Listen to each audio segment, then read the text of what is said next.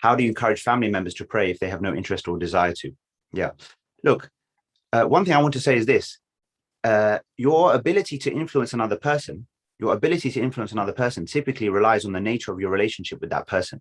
So one thing I think that's quite important is that as long as you yourself are not negatively influenced by family members who are perhaps not quite on track, then it's very important that you still maintain the relationship.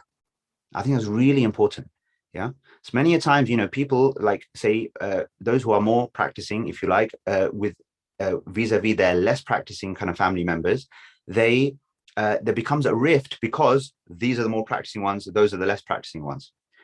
It's very important that we are cognizant of our role to try and help and inform others, not be judgmental, and not have any sense of arrogance or superiority, maintain good relations, obviously preserve oneself from any negative effect of, where other people's behavior or their character or the way that they are is inappropriate. But then really encourage them with the way in which, look, I'm only in encouraging us here, I'm only trying to, as much as possible, right, what Allah himself has said, right, what the Messenger sallallahu alaihi wasallam has said, right, and just putting it in plain English, basically, for us in our 21st century kind of context, in an English speaking context. That's all I'm doing. And at the end of the day, that's all any of us can do, right? If all that was required of the Messenger himself was balagh mubin, clearly conveying, right? All your job is to clearly convey.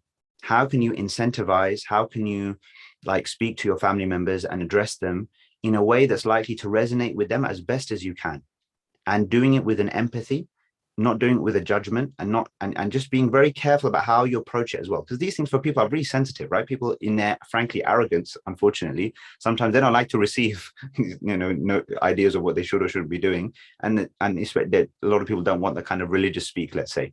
Okay, so it's very important that we are careful, we tread carefully, because we don't want to put someone further off than they already are. But I think, to try to share things with them and just to put things in their way that give them pause for thought, to think about, especially the future, where things are going to end up. I think that's really what it's about. How did you find that? I hope it was useful. If so, hit the like button, leave a comment, and don't forget to subscribe to my channel.